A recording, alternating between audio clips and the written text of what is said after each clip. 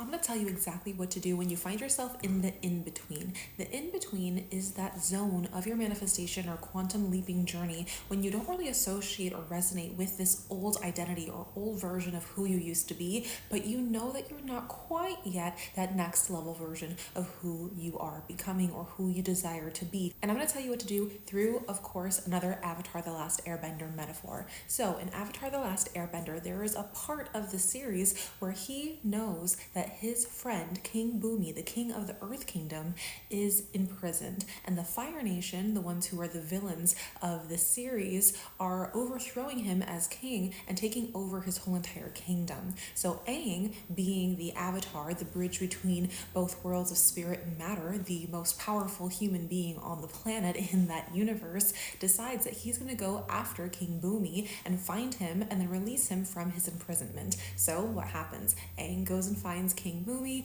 King Bumi is with him escaping, but the whole entire time King Bumi's like, Aang, wait, like hold on, I need to talk to you. There's something very important I need to tell you. Like, please stop what you're doing. And Aang is just like on his way to help King Bumi escape. So once they find a place to stay safe, King Bumi is like, Aang, I don't want you to help me escape. I don't want to be released from this imprisonment. I want to stay in this imprisonment. I want to stay here. And Aang is like, why in the world would you want to stay imprisoned when your whole entire kingdom is being taken over? And he's like, because it's not the right time. He says that there's three kinds of Jings. There's positive Jing, there's negative Jing, and then there's neutral Jing. So Aang describes positive Jing as when you're going for something, when you're attacking something. And then the negative Jing is when you're retracting or hiding away. Neutral Jing is something that he did not know of just yet, but King Bumi had already mastered. Neutral Jing is the time where you do nothing. You do absolutely nothing, and you wait. For a very particular reason, you wait with a very specific energy. That energy being, I'm listening, being observant of my surroundings, and I'm waiting for an opportunity to arise for the perfect time to strike. And so what happens? Aang leaves. He says, okay, it seems like you know what you're doing. I'm going to leave you be. I'm going to handle other things that I have going on in my life. And King Bumi says, okay, great. And then the perfect time comes. King Bumi realizes this is the time to strike. So what happens? He breaks himself out of the prison that he's in, the shackles that he's in, and then he completely takes over his whole entire kingdom by himself. No army, no military, no backup, no nothing, just him. And he does it, and he is successful with it. And this is exactly why King Bumi is a master earthbender.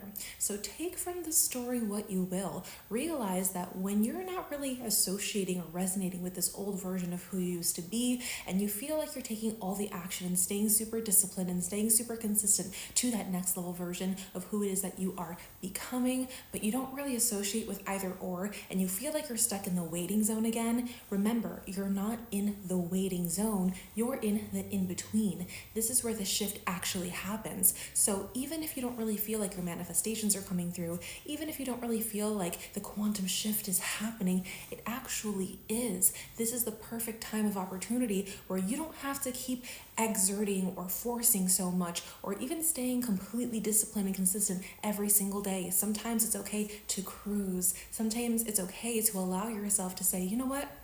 I've done enough. I've done enough of the work. I've done enough of the inner child healing. I've done enough of the crying. I've done enough of the shedding. I'm going to allow myself to take this opportunity and just soak in the shifts that I've already been able to receive or inspire, right? So take a look at how your physical body is feeling now that you've been putting in this work. Take a look at how your emotional body has changed and shifted ever since you started doing the work. Take a look at how your mental body has changed ever since you started doing the work. And of course, take a look at your spiritual body and see how much more of a connection that you have to your spirit, to your higher self, to the universe, to God, source, creator, energy, than how it was before you started this process. Like I always say, manifestation, identity shifting, quantum shifting is a healing process. So if you're already doing that work and you've been super consistent, but you really still feel like you're in the in-between, remember you are in the in-between, not the waiting zone, and you will start to experience the shift happening